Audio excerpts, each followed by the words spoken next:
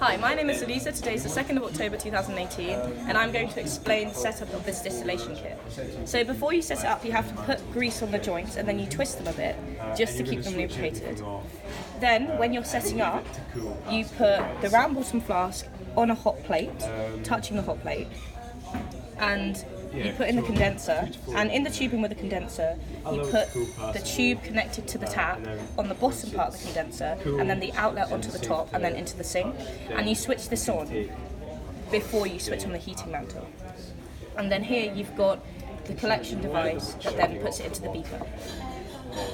and you've got a thermometer here that goes just about between where the two joints are to measure the temperature of the gas produced that is then going to be condensed into a liquid.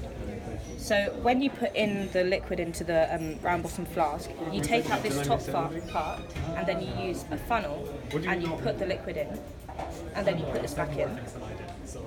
and then you switch on the heating mantle to a high temperature, and then you wait until it reaches the temperature shows the first boiling point of the first liquid that you're trying to collect. And once it has hit that, you change the collection flask into a second one. The first collection flask will contain the first liquid, the second one will contain a mixture of the first and second, and then once the second boiling point has been reached, you will have to put in a third one to collect only the second mixture. When it comes to towards the end of the distillation,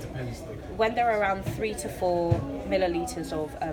liquid left, you switch off the heating mantle because it will still be warm, it will still condense. And you do that to ensure that it doesn't completely get dry, because that can lead to an explosion. Then once you've finished everything, and once everything is cooled to room temperature, you take everything apart and then you put your different products different places, and then you can take apart the equipment and clean it.